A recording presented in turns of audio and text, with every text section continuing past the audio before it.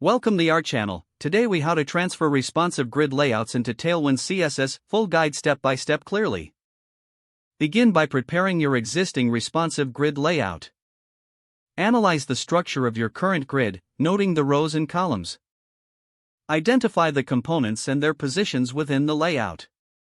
Open your preferred code editor and create a new Tailwind CSS project. Install Tailwind CSS using npm or yarn. Configure Tailwind CSS by creating the tailwind.config.js file. Add your custom colors, spacing, and font settings to the configuration if needed. Import Tailwind CSS into your main CSS file.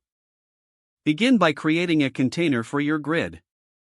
Use the class container for proper width and padding. Determine the number of columns in your grid. Utilize grid to define the display property. Set gridCalls-n to establish columns, replacing n with the number of desired columns. For responsive design, implement gridCalls-n, md gridCalls-m. Replace m with a different column count for medium screens. Apply gap-size to introduce space between grid items. Customize your gap size using Tailwind's spacing utilities. Start adding your grid items within the container. Use appropriate div tags for each grid item. Apply the class callspan-n to any grid items that should span multiple columns.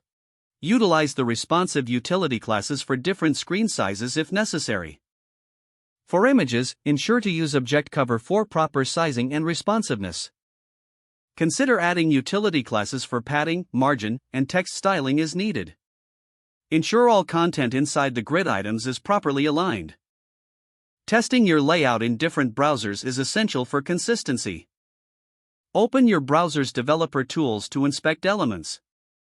Check the responsiveness across various screen sizes. Adjust any Tailwind classes as needed to perfect the layout.